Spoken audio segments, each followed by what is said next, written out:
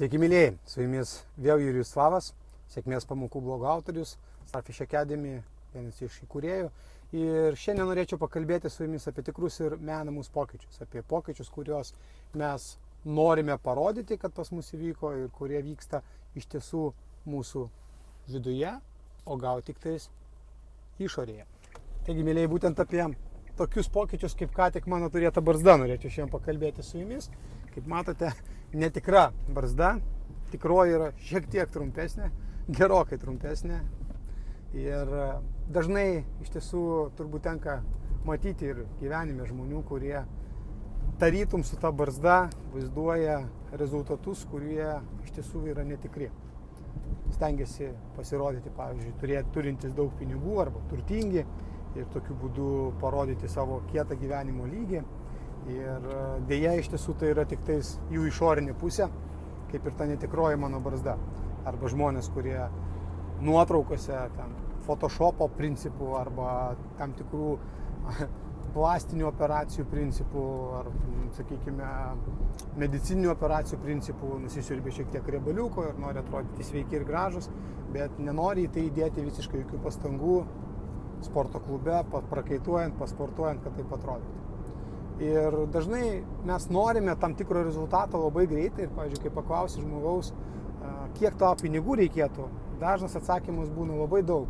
Oi, kuo daugiau, to geriau man pinigų reikia. Jis nelabai žino netgi kam, bet atsakymas yra, kuo daugiau, to geriau, nes pinigai toks dalykas, kurių niekada nebus per mažai. Ir kai paklausi, o kaip greitai tu norėtum tos pinigus gauti, žinoma, dažnas atsakymas būna, kuo greičiau, to geriau. Ir žinoma, kad kuo mažiau dar reikėtų dėl to stengtis. Tai dėja, bet visata kažkaip veikia ne tokiu principu ir jeigu mes tiesiog užsidedam tą maskaradą ir vaizduojame, kad mes pasiekėme rezultatus, bet iš tiesų neįdėjome į tai pastangų arba įdėjome pastangų tik tais į pinigų uždirbimą, tai yra tam, kad juos uždirbti, bet neįdėjom pastangų visiškai į tai, kad tie pokyčiai, kaip elgtis su tokiais pinigais, būtų ne tik išoriniai, kuriuos matome prabangiuose automobiliuose ar ten namuose, bet ir vidiniai, pradedant nuo mūsų mąstymo. Ko gero, tas pinigų kiekis gali būti mums pražūtingas ir mes galime atsidurti prie sudužusios geldos po tam tikro laiko. To pavyzdys yra sportas, kur galime rasti daug pavyzdžių uždirbančių daug pinigų sportininkų, pavyzdžiui, NBA krepšininkų, kurie baigia karjerą, po tam tikro laiko iššvaisto milžiniškus pinigų kiekius. Pavyzdžiui, Scottie Pippenas yra vienas iš tokių krepšininkų, kurį galbūt ne vienas esate girdėję, vienas iš sėkmingiausių Chicago Bulls komandos žaidėjų. Ir per karjerą jis uždirbo virš $200 milijonų. Visiškai nesenai ta informacija buvo irgi skelbta straipsniuose internete. Bet pabaigus karjerą jis juos iššvaistė. Klausimas, ar nebuvo dideli pinigai uždirbti? Ko gero buvo. Ar jo gyvenimo lygis, kurį jisai turėjo ir kurį jisai galbūt demonstravo, buvo tikras? Tuo metu taip, kai jisai turėjo tos pinigus, bet visgi, mano manimu, tai buvo labiau panašu į tą barzdą, kurią aš ką tik turėjau, kadangi vidiniai pokyčiai, mąstymo pokyčiai nebuvo tokie, kurie leistų jam tos pinigus išlaikyti. Tad jeigu mes norime iš tiesų turėti tvarius rezultatus, ko gero reikia pagalvoti, kaip pradėti savo pokyčius nuo vidinių pusių, nuo savo mąstymo, nuo savo minčių, nuo savo jausmų ir aišku nuo mūsų veiksmų, kurie duotų rezultatą, kuris būtų tvarus. Kaip jūsų gyvenimuose? Ar nėra atvejų, kai jūs norite parodyti tik tais išorinę pusę, tą maskaradą, kaip užsidėdami šitą barzdą su telefono pagalbos programėlė kažkokia tais, ar visgi tie pokyčiai, kuriuos rodote, yra išgyventi, dirbti jūsų pastangų dėka ir prasidėję nuo jūsų vidaus, o ne nuo jūsų išorės.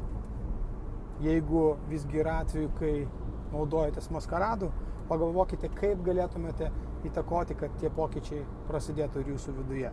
Kad jie būtų tvarūs, kad jie būtų tikrai duodantis jums naudos ne tik tais matant išorėje gražų kažkokį tais paveikslą arba pokytį, kurį norite turėti, kaip pavyzdžiui dabar ta madinga barzda, daug kas dabar labai madoje nešioja barzdas. Ar jūs tikrai tą barzdą užsiauginate kantrumo dėka, puoselėdami ją, ar tiesiog štai tokio photoshopo arba tam tikros kokios kitos programėlės pagalba. Ir jeigu visgi tai yra maskaradas, pradėkite keisti savo mąstymą ir savo veiksmus jau dabar.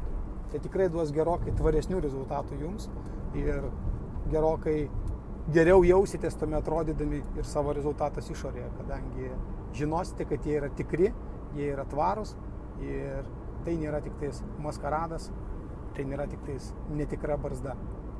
Su jumis buvo Jurijus Slavas, tikiuosi šis video buvo naudingas jums. Jeigu taip, pasidalinkite juos su savo draugais, pakomentuokite, ką jūs manote apie maskaradą ir apie tikrus, tvarius rezultatus, kurie yra paremti vidiniais pokyčiais, vidiniais tam tikrais veiksmais ir tikrais veiksmais, kurie įdėti tam, kad tą rezultatą turėtume. Iki.